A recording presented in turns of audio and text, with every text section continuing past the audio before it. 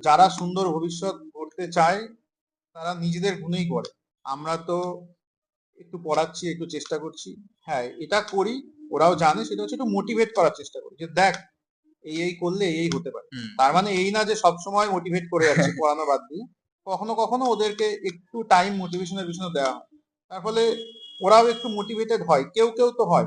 একদম। তারপর ওরা ওদের চেষ্টাতেই ভালো রেজাল্ট করে। যে ফার্স্ট হয় সে তো আমার গুণে হয় না, সে তার নিজের গুণে হয়। না, এতে এটাই। কিন্তু একটা স্টুডেন্ট যখন ফার্স্ট হচ্ছে, এতে কিন্তু একটা টিচারেরও ততটাই ভূমিকা রয়েছে যতটা স্টুডেন্টের। দেখো 100%, তার কারণ হচ্ছে তুমি জানো, ধরো একটা অনুষ্ঠান হচ্ছে, ধরো সারেগামাপা হচ্ছে, হুম।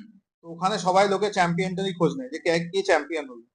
তো যখন কেউ ফার্স্ট হয়, কিন্তু ব্যাক তো সাইডে একজন টিচারেরই কিন্তু ভূমিকাটা রয়েছে। না, টিচারের ভূমিকা দেখো রয়েছে, তো কিন্তু কথা হচ্ছে যে টিচার কি করতে পারে, তাকে মোটিভেট করতে পারে। টিচার তো বললেই তো সে পড়বে না, তাহলে তো সবাই ফার্স্ট হবে, হ্যাঁ। তাই না? কারণ সে যদি মোটিভেটেড হয়, তার যদি ইচ্ছা থাকে, সে তার গুণেই ভালো ভালো রেজাল্ট করে।